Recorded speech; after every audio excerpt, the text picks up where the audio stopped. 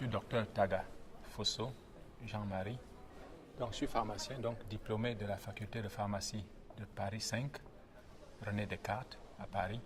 Immédiatement après l'obtention de ce diplôme, je me suis inscrit à l'ordre des pharmaciens français. Immédiatement après aussi, j'ai contacté l'ordre des pharmaciens anglais parce qu'entre-temps, avant que je ne soutienne ma thèse de doctorat, il m'est apparu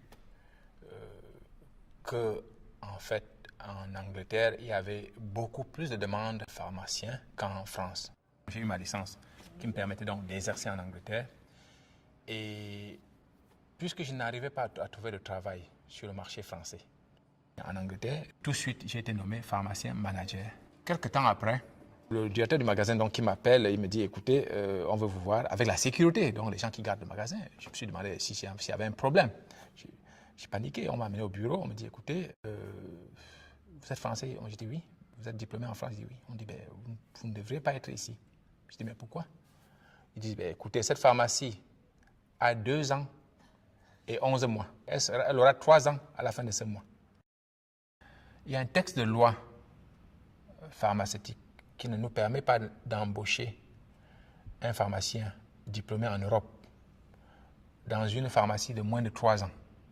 J'ai écrit à l'ordre des pharmacies, ils m'ont demandé d'écrire au ministère de la Santé, j'ai écrit partout, on me répond non, c'est la loi, et j'ouvre la loi, effectivement quand j'ouvre les textes, je trouve que vraiment, j'ai vu qu'il y avait une possibilité de faire une pétition sous une forme de plainte au Parlement européen.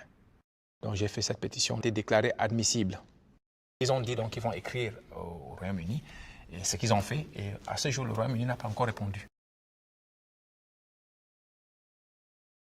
J'ai contacté la commission et ils m'ont dit de faire ce qu'ils appellent une plainte. Ce n'est pas la même chose que la pétition. La pétition suit son cours.